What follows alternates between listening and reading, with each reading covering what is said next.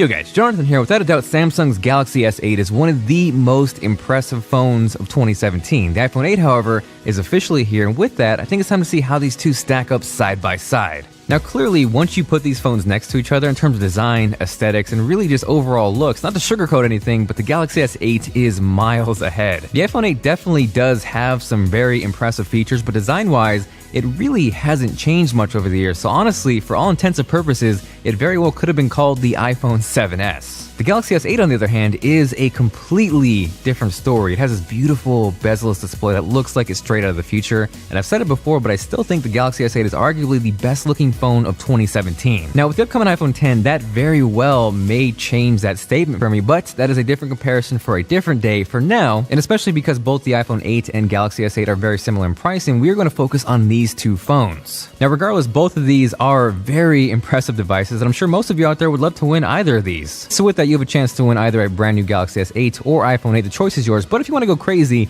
and we can get to 100,000 likes, I will give away both of these. So for a chance to win, go ahead and check out the link down below, but the main thing you need to do is make sure you subscribe. So if you haven't done that, make sure you hit that subscribe button. Huge shout out to The Walking Dead No Man's Land for sponsoring this comparison and giveaway. I was actually super excited they wanted to do that because I freaking love The Walking Dead. If you guys haven't checked out the game, it is a turn-based action strategy game where you battle those walkers, and you can do so with Daryl, Rick, Glenn, and even the ninja master with the stick, Morgan. Now, as much as I love those guys, there's a part of me that can't help but root for Negan and Lucille. So if you're a Negan fan too, right now if you download the game, which is free in both the App Store and the Play Store before September 30th, you get Negan for free. This game is super addicting, and if you can't get enough Walking Dead, there is a unique storyline written specifically just for this game. There are weekly challenges, and two huge updates just dropped. First is The Distance, which is a brand new game mode, which is specifically for players who have reached Council Level 18, and this is designed so you can put those skills to the test in a brand new survival mode. It's a little challenge because characters will not be able to heal in between missions, but if you're up for the challenge,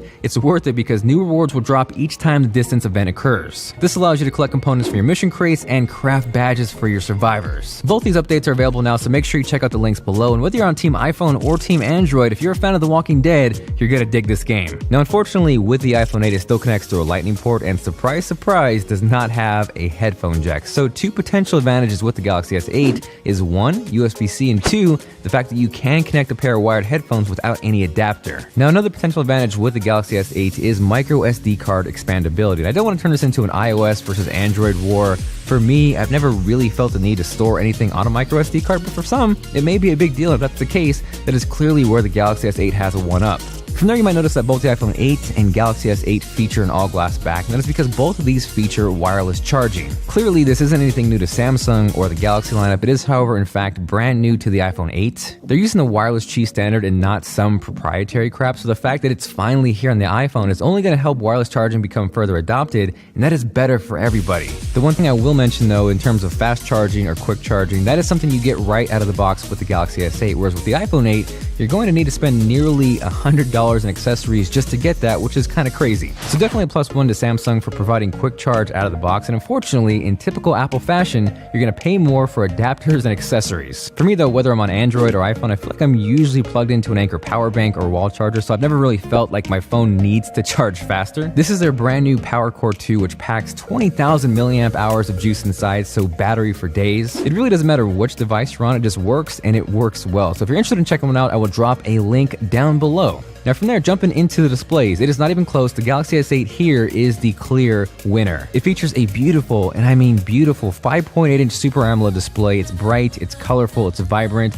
and the lack of bezels kind of just makes you want to stare in awe at it, and there really is no other word to describe it than impressive. With that display, Samsung also did a fantastic job of implementing a virtual home button into the screen, and it just works really well. The downside to that is that Samsung could not implement the fingerprint reader into the display, so in turn, it is located awkwardly on the back next to the camera, which I'm still not a fan of. Unlike the iPhone 10, the iPhone 8 does, however, have a fingerprint reader or Touch ID up front, so in terms of that, I definitely prefer the iPhone 8. That, though, unfortunately does not help the iPhone 8's display when stacked up side by side against the Galaxy S8. Now, the iPhone 8 is not a bad display by any means. It's got a beautiful wide color gamut, it's bright, True Tone actually works really well, but it just kind of pales in comparison in both size and resolution. It is a 4.7-inch display with a 750p resolution, and again, when you stack it side by side against the Galaxy S8, it's not even close. So while the display is a clear advantage to the Galaxy S8, if we look under the hood, the iPhone 8 might surprise you. Yes, the Galaxy S8 has an 8-core processor, and I've seen people make fun of the iPhone 8, the iPhone 10 for finally getting a 6-core processor, but the fact is,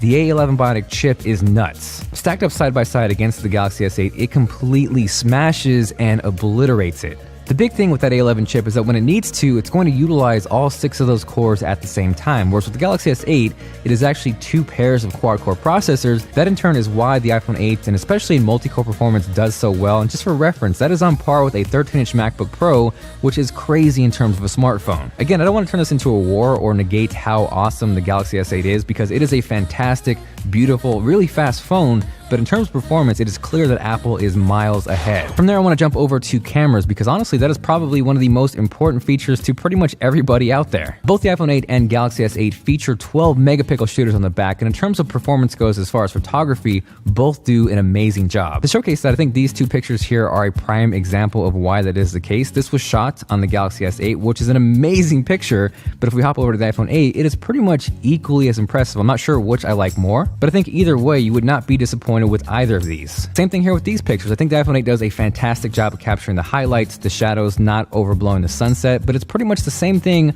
on the Galaxy S8. The only advantage I would say the S8 has with this picture over here is if we crop it and zoom in, it does retain sharpness just a little bit better over the iPhone 8. Now, one instance where I prefer the Galaxy S8 over the iPhone 8 is this alpha bounce shot right here. With the iPhone 8, it is ever so slightly just a little overwashed, a little overexposed, but as we hop over to the Galaxy S8, it kind of just holds everything together better, the colors pop more, and overall it's just a more pleasing image. From there, moving into more of a lower light situation, I think both the iPhone 8 and Galaxy S8 do a really fantastic job. I think with the iPhone 8, you get a more natural, true-to-life image with more accurate colors, whereas with the Galaxy S8, it looked great, but it tended to cool things down a bit, but overall, it was just a sharper image. Now, as far as the front-facing cameras go, that hands down goes to the Galaxy S8. I've always liked their wide-angle lens. The iPhone has just never really felt wide enough. And as you can see, as we stack them side by side, both do a really impressive job, but I just prefer the look of the Galaxy S8 more. Now, from there, one clear advantage the iPhone 8 has over the Galaxy S8 is when it comes to video. The iPhone 8 will shoot up to 4K at 60 frames per second. That's something the Galaxy S8 does not do. So for reference,